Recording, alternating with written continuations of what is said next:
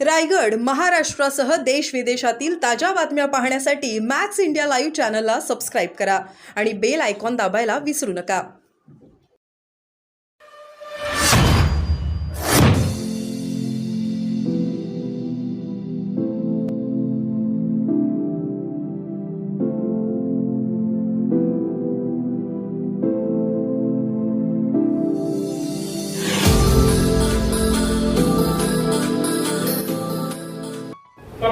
प्रश्नच नाही मला गेले कित्येक वर्षाचा तू सहकारी आहे, पण तू माझा जवळचा म्हणून कधी मी निवडणूक केलेली नाही. तो माझा स्वभाव आहे. पक्षाला कुठं उपयोग आहे, पक्षाचं काम कोण पडून होऊ शकेल, कोणाला माहित नाही पक्ष काय आहे.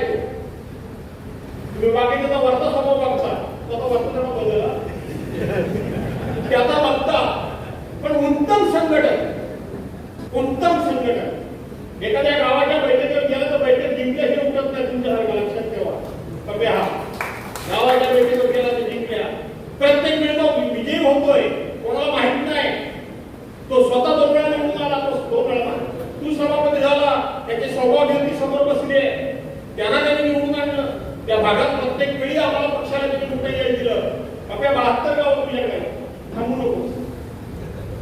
वयस नाटेकर तुम्ही बरोबर चाला, आम्ही गावात आणि भाऊला जिथं पाहिजे तिथं बोलवा. मी आज तुम्हाला सांगतो, भास्कर दवा विषय सोडा.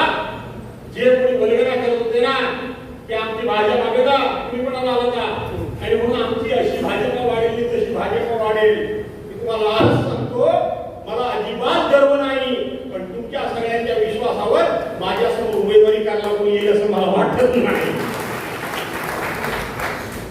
मला वाटत नाही. गावागावात येऊन बसेल, पुन्हा बसेल. आणि या वेळेला विशेष करून मला बौद्ध समाज आणि मुस्लिम समाजाचे खास करून आभार मानायचे, त्यांचं अभिनंदन करायचं आहे. काही लोक आमच्याकडे येतात, काय आपल्याकडे यंत्रणा होती संजयराव, ना गाडी, साधं पत्र, काही नव्हतं. गाडी, घोडं, साधन सामुग्री, व्यवस्था काही नव्हती. तरी सुद्धा आम्हाला एवढं मताधिक्य मिळालं. त्याच्यामध्ये मी निश्चितपणे सांगतो की आमची ओरिजिनल मतं होती.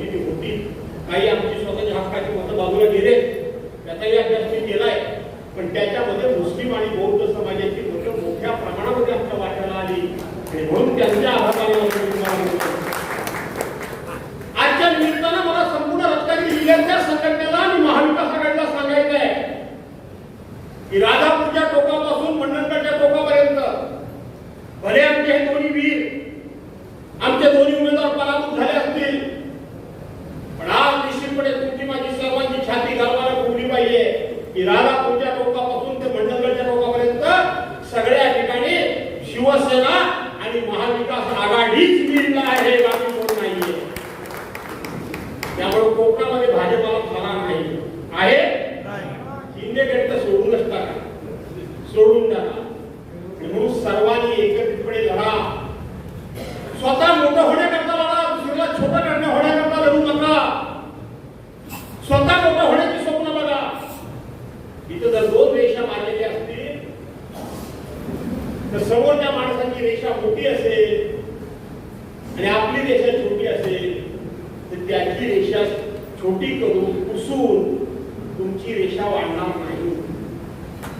काही लोक इतकी कोत्या बुद्धीची आहे, मी नाही मोठा झालो तरी चालेल, पण जो संजय कदम मोठा होता कामा नये. अरे कोण संजय कदम आहे? शेवटी आपण पक्षातली माणसं, एका कुटुंबातली माणसं आहोत, याचं भान सर्वांनी ठेवा. हे सगळ्याकरता मी या ठिकाणी उपाय फार वेळ काही घेणार नाही. देशामध्ये वाढलेली वारा पुन्हा येईल, पुन्हा येईल, पुन्हा येईल. आता काय चाललंय? वाजले ना, चाललंय ना.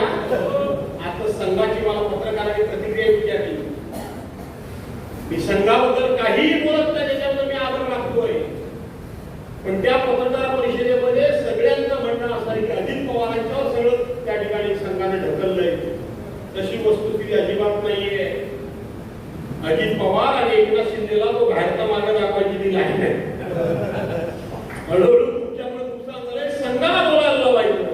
तिकडे तर म्हणायचं संघ राजकारणात नसतो असं म्हणतात की नाही. येतात ते कसे येतात हे पहा.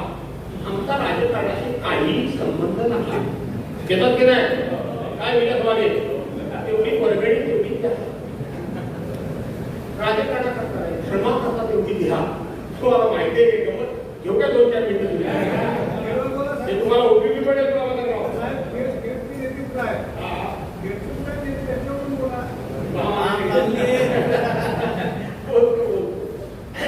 बोलतोय ना तू. आणि म्हणून काय जरा वागले बरेच म्हणून थोडं बाजूला आणि म्हणून तुम्हाला मला रत्नागिरीच्या लोकांना हेच सांगायचं सगळ्यांना. मी बाहेर फिरेन पण आमच्या अमृताई म्हणाल्याप्रमाणे शेवटी मला माझं घर जाऊन ठेवलं पाहिजे. माझ्या जिल्ह्यावर मला काही लक्ष राहिलंच पाहिजे. राहणारच आहे, राहिलं. पण ठीक आहे, जिल्ह्यातला अर्धा भाग काय त्याचा निर्णय काय तो घेईल. पण संजयराव तुमच्या नेतृत्वाखाली आता विरोधी पक्षाचे लोक आले नाही तरी चालतील, पण फोटो फक्त माझाच निघाला पाहिजे. देशाच्या सगळ्या परंपरा धुळीत मिळाल्या तरी चालतील, पण मी म्हणेन तेच घडलं पाहिजे. अशा एका अहंकारामध्ये संविधान बाजूला सांगू, खांद्यावर शिंकून घेऊन त्या ठिकाणी नावाला कोण असलेले धार्मिक गुरु बोलवले आणि उद्घाटन केलं. हा देश संविधानावर चालतो. हा देश या संविधानामध्ये सर्व धर्माच्या जाती धर्माच्या लोकांना समान वागणूक देतो, समान वाग त्या ठिकाणी वागण्याचा हक्क देतो.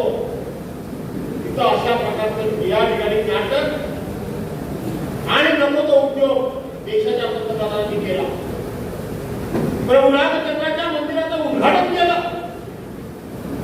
कधी केलं? प्रभू रामचंद्राच्या मंदिराचं उद्घाटन 22 जानेवारीला केलं. ते हनुमान जयंतीला झालं असतं तर ते नास्त झालं असतं. ते रामनवमीला झालं असतं तर योग्य ठरलं असतं. बरोबर आहे की नाही?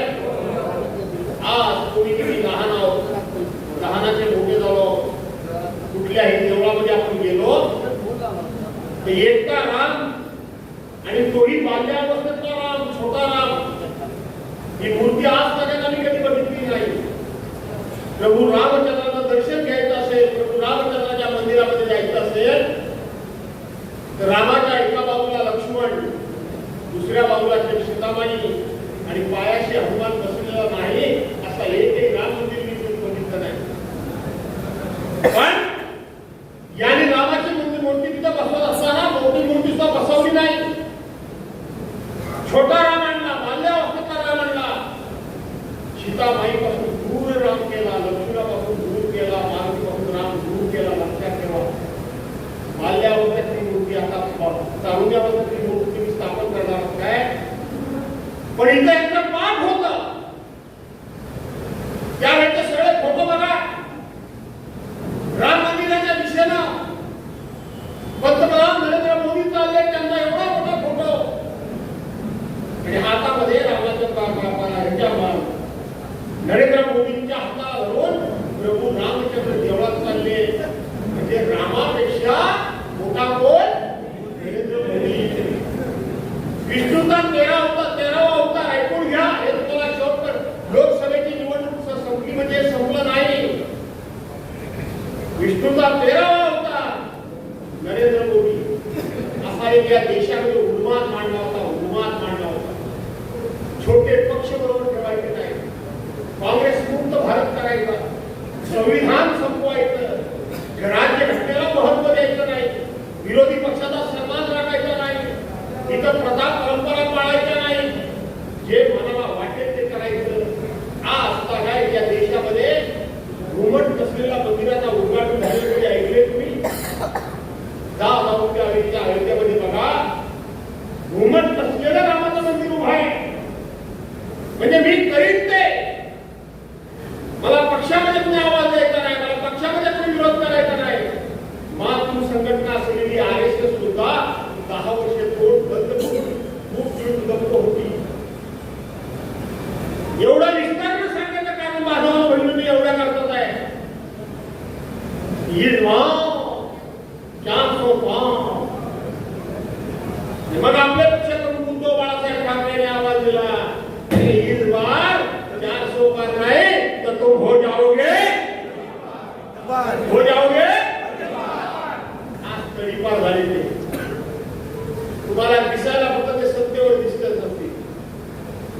दिसायला सत्तेवर देत असतील, पण खऱ्या अर्थाने ते सत्ताच्युत झालेले आहे.